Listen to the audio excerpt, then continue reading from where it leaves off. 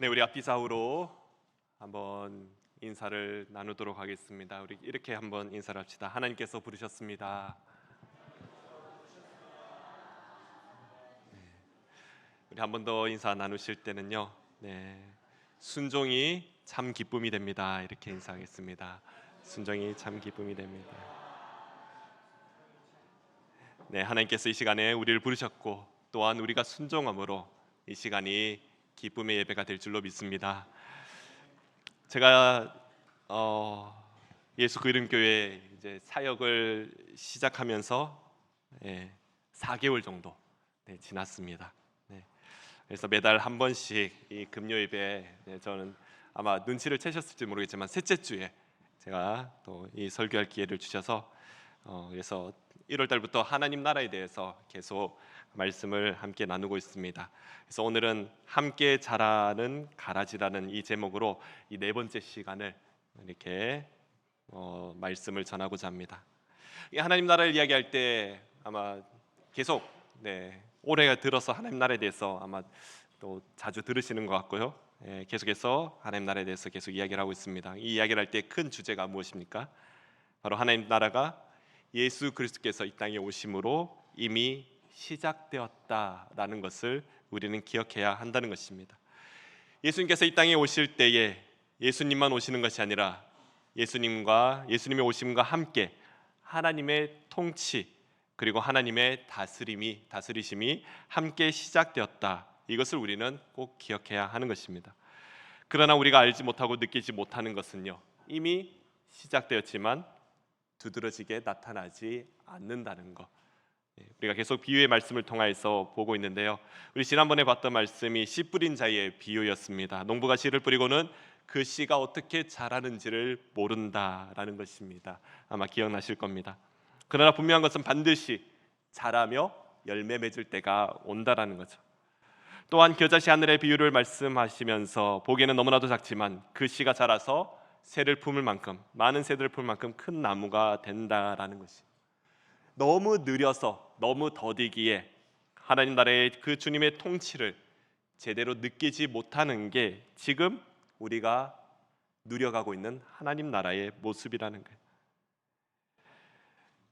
그리고 오늘은요, 은밀히 자라는 하나님 나라에 대한 다른 비유를 우리가 함께 말씀을 통해서 나눠보고자 합니다. 우리 사랑하는 성도 여러분, 많은 사람들이 하나님 나라가 왔을 때 무엇을 기대한다고 있습니까? 먼저 말씀드린 바가 있습니다. 이 시대에 이스라엘 백성들은요, 하나님 나라라고 말한다면요, 예전의 다윗과 같은 큰 강대한 나라, 지금 본인들이 살고 있는 그런 나라가 아니라 더 완벽한 나라, 그 나라가 임할 것이라는 기대가 있다는 거예요. 이 사회에 놀라운 변화가 일어나며 당연히 하나님 나라에서는 모든 악은 심판을 받고 선한 이들, 즉 메시아를 기다리며 하나님 나라를 기다렸던 본인들이죠, 이스라엘 백성들은 모두 상을 받을 것이다, 그렇게 생각하고 기다린 것입니다. 그래서 당시 이스라엘 백성들을 핍박하는 로마는요, 모두 심판을 받을 것이다, 이 나라가, 로마라는 나라가 멸망당할 것이다, 그들은 그렇게 생각한 거죠. 그러나 하나님 나라가 이미 왔음에도, 그렇게 선포되었음에도 그들에게는 아무 변화가 없었다라는 것이, 그들이 기대하는 방법으로 하나님 나라가 나타난 것이 아니라는 것이, 이것은 유대인들의 고민일 뿐만 아니라 어떻게 보면은 먼저 예수 그리스도를 미리 선포한 세례 요한의 고민이기도 한 것입니다. 우리가 오늘 본문 13장에 앞서서 마태복음 11장 말씀인데요, 세례 요한이 제자들 보내면서 이렇게 질문합니다. 마태복음 11장 2절과 3절이죠. 요한이 옥에서 그리스도께서 하신 일을 듣고 제자들을 보내서 예수께 여짜오되 오실 그이가 당신이오이까? 우리가 다른 일을 기다리오이까? 즉 우리가 당신이 메시아 그분이라고 생각하는데 당신이 그분이 아니라 또 다른 메시아를 기다려야 하는 것일까요? 라고 질문하는 것입니다. 세례 요한도 자신이 그 감옥에 처한 이 어려운 상황 속에서 이런 의문이 생겼다라는 것이에요. 곰곰이 생각해 보면 충분히 이렇게 질문할 수 있지 않을까 생각해 보게 됩니다. 우리도 지금 우리의 삶을 보면서 충분히 그런 의문이 생기지 않습니까? 하나님 나라가 오긴 왔다는데, 시작되었다는데 도대체 어떻게 왔다는 것일까요? 그 말씀에 대해서 오늘 본문은 또 다른 비유를 말씀하시는데요. 24절과 25절 말씀 한 번 더 읽어보도록 하겠습니다. 24절과 25절입니다. 예수께서 그들 앞에 또 비유를 들어 이르시되 천국은 좋은 씨를 제 밭에 뿌린 사람과 같으니 사람들이 잘 때에 그 원수가 와서 곡식 가운데 가라지를 덧뿌리고 갔더니. 아멘. 우리가 흔히 하나님 나라가 오면 모든 악한 것들은 다 사라지고 좋은 것들만 남는 그런 하나님 나라, 그 나라를 생각하는데, 근데 그런 것이 아니라는 것이에요. 물론 우리 예수님이 다시 오셔서 하나님 나라가 완성될 때는 모든 것들, 모든 악한 것들은 다 심판받아 멸망할 것입니다. 오직 주님만 섬기는 자들이 주와 함께 하나님 나라를 누리며 살아가게 될 것입니다. 그러나 지금 하나님 나라는 어떻다고 이야기합니까? 오늘 성경에 기록되기를 천국은 좋은 씨를 제 밭에 뿌린 사람과 같다, 이렇게 말씀합니다. 여기서 밭을 이야기할 때 그 비유는요, 주로 세상을 이야기하고 있습니다. 그럼 좋은 씨는 무엇일까요? 좋은 씨는요, 씨를 뿌리시는 하나님께서 저와 여러분 같이 믿는 자들, 바로 하나님의 자녀들, 이렇게 볼 수가 있는 거죠. 또 다른 해석이 있다면요, 하나님 우리에게 주신 복음의 메시지, 말씀이라 그렇게 볼 수도 있습니다. 그래서 좋은 씨가 뿌려졌으니 당연히 좋은 열매를 맺어야 하는 것이죠. 그러나 좋은 씨만 뿌려진 것이 아니라는 것입니다. 어떤 원수라 이렇게 이야기합니다. 어떤 원수에 의해서 이 세상에 가라지도 함께 뿌려졌다라는 것이에요. 여기서 말하는 원수는 무엇을 비유할까요? 원수요, 하나님을 대적하는 자들이 되겠죠. 바로 마귀와 사탄이 될 것입니다. 그렇다면 가라지는요, 가라지는 그 의미 그대로 아무 쓸모없는, 먹을 수도 없는 그런 식물입니다. 사랑하는 성도 여러분, 하나님 나라가 어떻습니까? 하나님 나라는요, 좋은 씨만 가득한 것이 아니라 곳곳에 마귀가 뿌린, 그래서 좋은 씨앗이 제대로 자라지 못하게 하는 쓸모없는 가라지도 함께 뿌려져 있다라는 것이, 다시 말해 하나님 나라의 모습은요, 믿음 좋은 자들만 함께 있는 것이 아니라 핍박하고 박해하고 고통을 주는 그런 자들도 이 땅에 공존하고 있다라는 것이. 칼빈은요, 이 본문을 바로 교회에 적용했습니다. 교회도 동일하지 않습니까?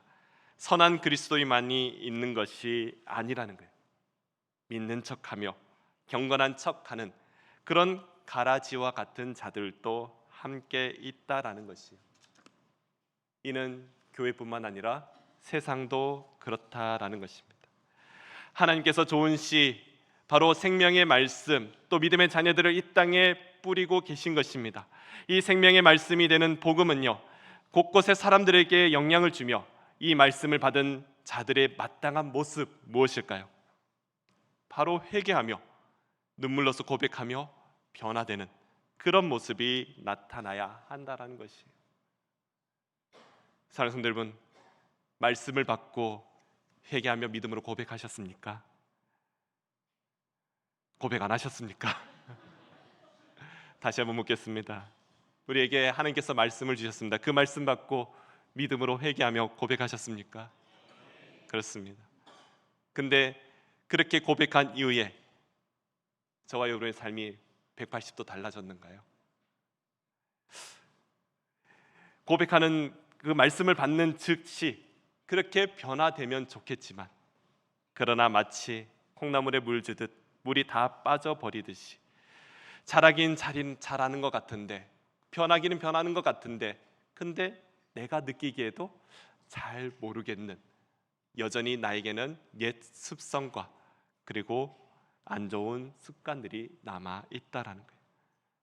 왜 그렇습니까?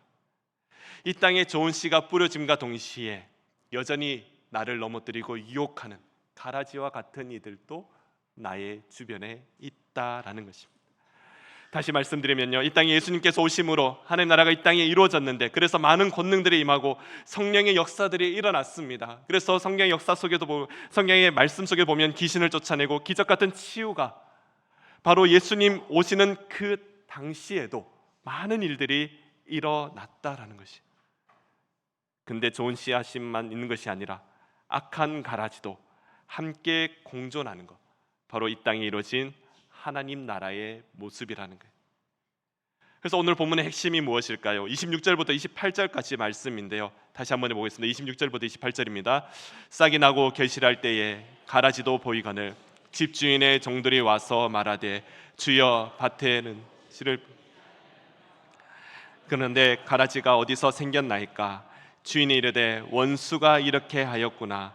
종들이 말하되 그러면 우리가 가서 이것을 뽑기를 원하시나이까? 아멘. 이것이 오늘 본문의 핵심입니다. 종들이 분명 좋은 씨만 뿌렸다라고 이야기합니다. 근데 시간이 지나고 보니까 가라지도 함께 뿌려져 자라고 있다라는 거예요. 그래서 가라지를 본 종들이 이것이 어떻게 생겨났는가라는 그 의문이 생겼다는 것이. 그때 주인이 원수가 이렇게 하였다라고 대답하니, 그러니까 종들이 뭐라고 이야기합니까? 이 쌍난 가라지들을 다 뽑아버릴까요? 라고 질문하고 있습니다. 그러나 그렇게 말할 때 주인이 말하는 그 답변이 오늘의 핵심이 됩니다. 29절 말씀입니다. 다 같이 읽겠습니다. 주인이 이르되 가만두라. 가라지를 뽑다가 곡식까지도 뽑을까 염려하노라. 아멘. 제가 지난 3월 달에 한번 큰 실언을 한 적이 있습니다. 농사를 짓는 것이 씨 뿌린 후에 그다지 할 일이 없지 않는가. 아마 농사 지으신 분들이 좀 화가 나실 만한 그런 실언이 되지 않을까 싶어요. 제가 정말 얼마 전에 다시 한번 깨달았는데요, 그 놀라운 거는 드라마를 보면서 깨달았습니다. 요즘 핫한 드라마가 뭐죠? 네.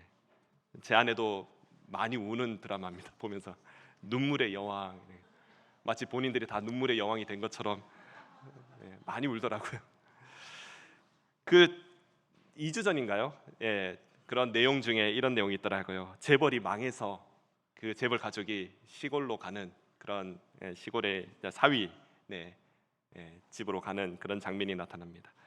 농사일 하시는 분들이 주말에도 일을 나가는 걸 보며 이렇게 망해서 시골로 피난간 그 재벌이 이렇게 물어봅니다. 주말에도 일을 하시는가 봅니다. 이렇게.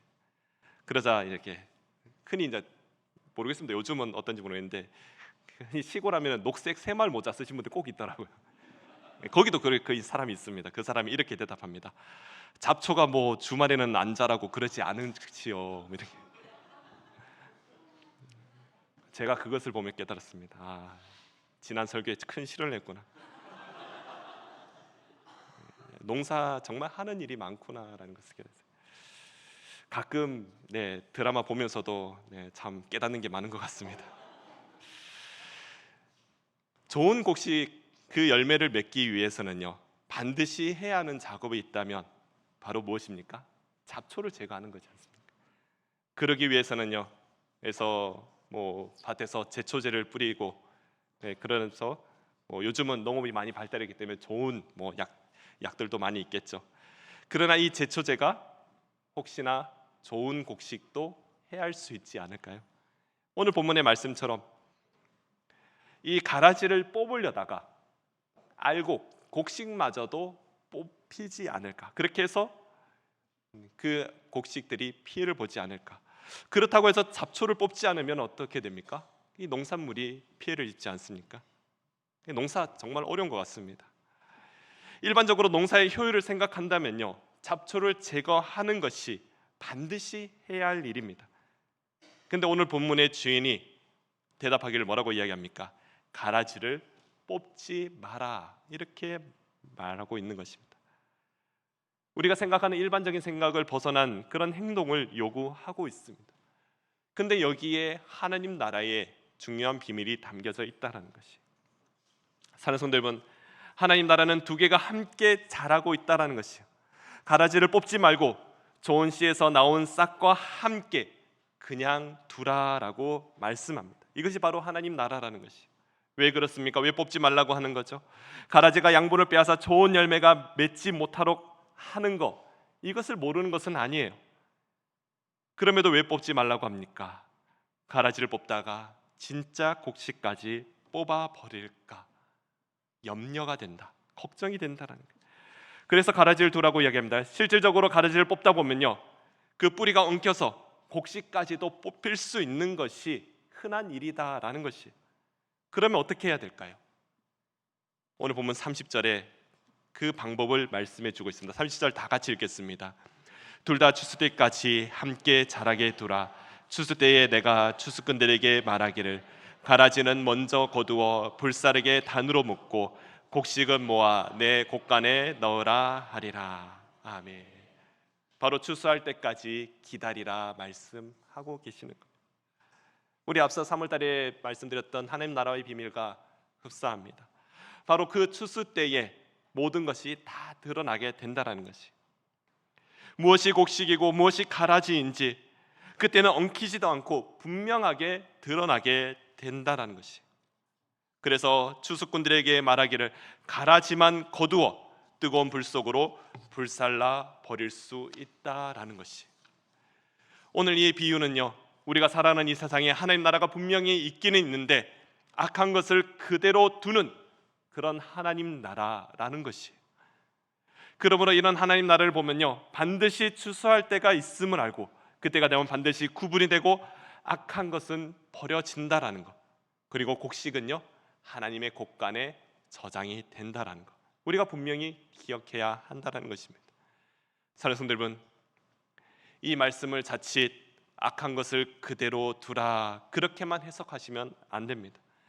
마치 이 해석을요, 교회 안에서 성도들 중에 악을 행하는 자가 있다면 그 자를 그냥 두어라, 그냥 신경 쓰지 말라 이렇게만 보는 것도 잘못된 생각입니다. 우리가 교회 안에 성도 중에 악을 행하는 자가 있다면요, 우리는 반드시 치리해야 하는 것이 맞습니다. 그래서 더 악해지지 않도록, 또한 교회와 성도가 거룩에 상실되지 않도록 노력해야 되는 것입니다. 그래서 교회 안에서도 종교에 대한 법이 있고요, 규정이 있습니다. 그러나 때로는요, 교회와 성도가 거룩하기 위해서 사랑과 온유와 오래 참음과 인내와 자비와 양선으로 끝없는 기다림으로 노력하는 것 또한 필요하다는 것이. 이 땅에 우리가 살아있는 동안에 우리는 완전할 수가 없지 않습니까? 완전은 단 없다는 것입니다. 왜 그렇습니까? 야고보 4장 보면요, 우리 안에 끝없이 일어나는 그 싸우는 정욕이 있다라는 거예요. 우리 그 말씀입니다. 야고보서 4장 1절인데요, 너희 중에 싸움이 어디로부터 다툼이 어디로부터 나느냐? 너희 지체 중에서 싸우는 정욕으로부터 나는 것이 아니냐? 이렇게 말씀합니다.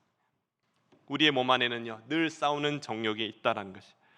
그래서 육신의 장막이 끊어지는 날까지 우리는 완전할 수가 없다라는 것이. 거룩함과 경건함을 위해서 끝없는 인내를 하고 노력해야 됩니다. 그러면 반드시 추수할 때가 온다라는 것이. 이 마지막 추수의 때, 이때가 돼 무슨 일이 일어날까요? 오늘 읽지는 않았지만 41절부터 43절까지인데요, 41절부터 43절까지 말씀을 한번 보도록 하겠습니다. 말씀 읽겠습니다. 인자가 그 천사들을 보내리니 그들이 그 나라에서 모든 넘어지게 하는 것과 또 불법을 행하는 자들을 거두어내어 풀무불에 던져 넣으리니 거기서 울며 이를 갈게 되리라. 그때의 의인들은 자기 아버지 나라에서 해와 같이 빛나리라. 귀 있는 자는 들으라. 아멘. 우리가 오래 인내하며 기다리면요 반드시 추수의 때가 온다는 것이. 당시 유대인들이 들었던 메시아에 대한 그런 예언 또한 그 추수의 때가 반드시 올 것이라 생각했습니다. 그러나 성경이 말하는 것은 2000년 전 예수님이 오실 때에 하나님 나라는 선과 악이 공존하는 시대지만 바로 두 번째 다시 오실 때는요, 그때가 참 추수의 때라는 것입니다. 사랑하는 성도 여러분, 우리가 지금 살아가고 있는 이 세상, 다시 오실 예수님을 기다리고 있는 지금 우리가 살아가는 이때입니다. 지금 이때는요, 이 세상은 곡식과 가라지가 구분이 되지 않는 때라는 것이. 정말 경건한 척하며 정말 괜찮은 척하는 그런 사람들이 여전히 있다라는 것이에요. 그렇지 않습니까? 여기서 옆에 있는 성도를 한번 보시기 바랍니다. 곡식일까요? 가라지일까요? 드러나지 않는다는 것이에요. 만약 지금 여기서 가라지를 뽑아 버려야 되겠다, 그러면 어떻게 될까요? 모두가 의심의 눈초리로 보지 않을까요? 온통 상처투성이로 더 이상 예수 그리스도를 머리 삼는 아름다운 공동체, 그런 모습이 잃어버리지는 않을까요? 바로 가라지를 뽑다가 참 곡식까지도 뽑아버리게 된다는 것이요. 과거의 교회 역사를 보면요, 청교도 운동 때 가라지를 뽑으려는 그 운동을 했던 역사가 있습니다.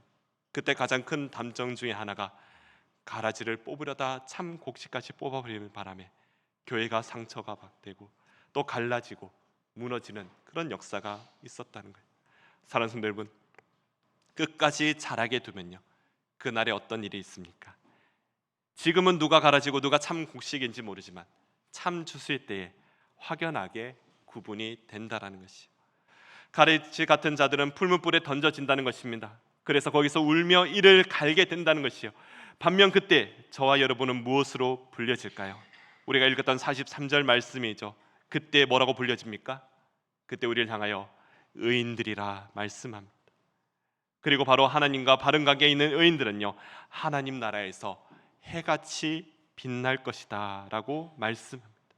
확연하게 구분이 된다는 것이죠. 악을 행하는 자들, 불법을 행하는 자들은요, 단정지어 말합니다. 반면에 하나님 나라에서 해같이 빛나는 자들, 어떤 자들입니까? 바로 하나님과의 그 관계를 계속 유지하며 그 관계를 계속 바르게 하며 살아가는 저와 여러분들이라는 것이에요. 바로 하나님 관계를 바르게 하는 자, 바로 이 교회의 성도들이라는 것입니다. 좋은 씨가 뿌려져서 열매 맺히는 자들은요, 하나님과의 관계를 잘 맺는 하나님 나라의 자녀들이라는 것이, 이것이 바로 마지막 때에 그분이 다시 오시는 그때에 하나님께서 이렇게 하신다 말씀하시는 겁니다. 사랑하는 성도 여러분, 지금 우리가 살아가는 이 세상은요, 하나님 나라의 의인들과 불법한 자들이 섞여서 사는 나라입니다. 이런 의문을 가져봅니다. 왜 하나님께서 이렇게 두 번에 걸쳐서 이 땅에 오심으로 하나님 나라를 완성코자 하실까요? 대답은 너무나도 간단합니다. 만약 2000년 전에 하나님께서 아들 예수 그리스도를 보내시고 이 땅에 하나님 나라를 단번에 완성하셨다면요, 하나님 나라에 들어갈 자는 아무도 없다는 것이에요. 예수님 오실 당시에 의인은 아무도 없다라고 했습니다. 우리가 의인이 될 수 있는 가장 중요한 핵심 무엇입니까? 바로 나를 위해 십자가 지신 하나님의 아들 독생자 예수 그리스도를 믿는 믿음만이 우리가 의인이 될 수가 있다라는 것이, 그 믿음으로 우리가 구원받는 것입니다. 십자가의 그 속죄함 없이는 아무도 하나님 나라에 들어갈 수가 없다라는 것이, 예수님이 땅에 오심으로 하나님 나라의 문을 열어주신 줄로 믿습니다. 예수님이 땅에 오시기 전에는요, 아무도 갈 수 없는 그 하나님 나라, 예수님께서 이 땅에 오심으로 또한 죽으심으로 예수 그리스도를 통하여 하나님 나라에 들어갈 자격이 주어지게 된다라는 것이, 그래서 비록 우리가 지금 가라지와 함께 자라고 있지만, 그래서 너무나도 힘들고 고통스러우며 악인이 형통하는 것 같은 그런 때를 우리가 살아가고 있지만, 그럼에도 우리가 하나님께서 우리에게 주신 이 때를 생각하면요, 이 때가 바로 은혜의 때라는 것을 깨달아야 한다라는 것이, 하나님 나라가 왔기는 왔는데 여전히 악이 있으며 우리가 생각하는 그 하나님 나라, 그런 것이 임한 것은 아니지만 날 위하여 나를 죄를 대속하시고 십자가에 죽으신 예수 그리스도를 우리에게 주신 이 때가 바로 은혜의 때라는 것을 우리는 기억해야 한다는 것입니다. 그리고 이 시기가 끝납니다. 반드시 끝날 때가 옵니다. 그리고 예수님 다시 오시면 어떻게 될까요? 그때는요, 추수의 때가 시작된다라는 것이, 모든 악인과 죄인이 구분이 된다는 것입니다. 사랑하는 성도 여러분, 우리가 살아가는 이 시기 얼마나 중요한 때입니까? 이미 이 땅에 하나님 나라가 왔습니다. 그러나 이 나라는 여전히 로마의 핍박과 압제가 함께하는 나라였습니다. 지금 이 시대에도 여전히 불법한 자들이 공존하는 때라는 것입니다. 그러나 예수 그리스도를 믿는 수많은 구원받은 자들과 함께 또한 지금의 하나님 나라를 만들어가고 있다라는 것이, 이제 하나님의 시각으로 세상을 바라보며 하나님의 시각으로 우리 자신을 바라보기를 간절히 소망합니다. 온통 가라지가 가득한 것 같습니다. 세상 곳곳에는요, 그럼에도 불구하고 진짜 알곡이 또한 있다라는 것을 우리는 기억해야 됩니다. 비록 가라지 같은 인생이 나의 모습이라 할지라도 진짜 예수님을 만나고 말씀을 깨닫고 나를 위해 십자가 지신 예수 그리스도를 깨닫는다면요, 우리를 또한 정말 알곡과 같은 그런 인생이 될 수가 있다라는 것, 우리는 반드시 그를 기억해야 한다는 것입니다. 다시 한번 옆에 있는 분을 한번 보시기 바랍니다. 이제는 가라지로 보이십니까? 아니면은 곧 알곡이 될 곡식으로 보이십니까? 이 은혜의 때에 저와 여러분 모두가 가라지가 아니라 알곡으로서 은혜를 누리며 살아가는 우리 예수 그림교회 모든 성도분 되시기를 간절히 소망합니다.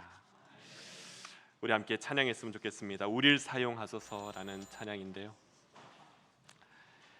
우리가 다 아시는 찬양입니다. 우리에겐 소원이 하나 있네, 주님 다시 오실 그날까지. 우리 가슴에 새긴 주의 십자가 사랑, 나의 교회를 사랑케 하네. 주의 교회를 향한 우리의 마음, 희생과 포기와 가난, 고난과 하물며 죽음조차 우리를 막을 수 없네. 우리 교회는 이 땅의 희망입니다. 라는 이 고백을 우리가 함께 찬양으로 고백했으면 좋겠습니다.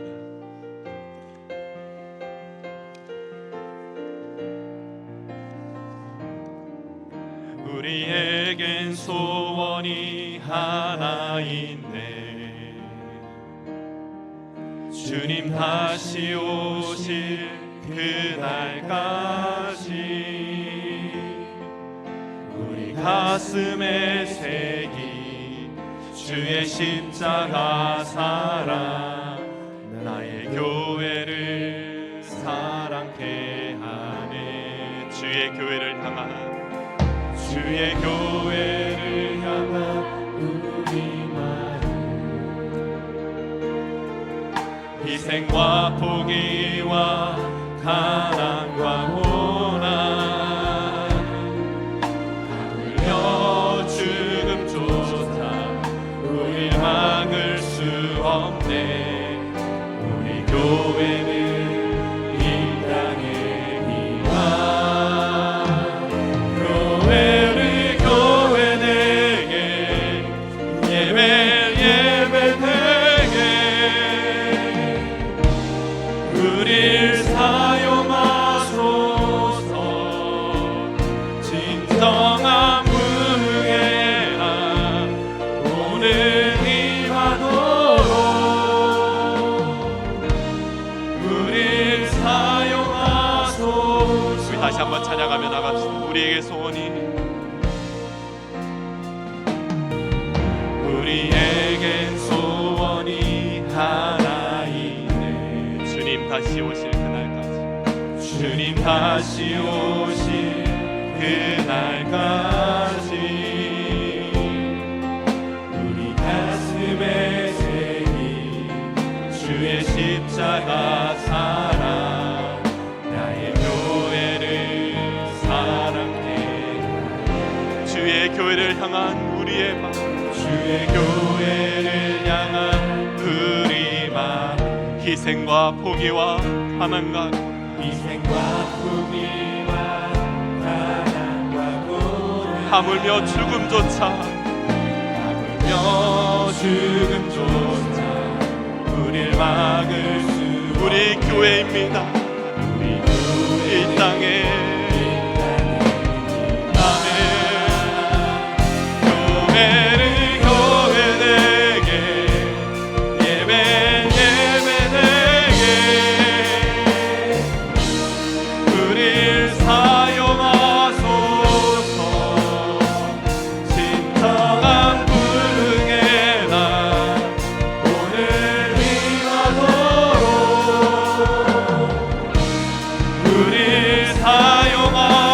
교회를 교회 되게, 교회를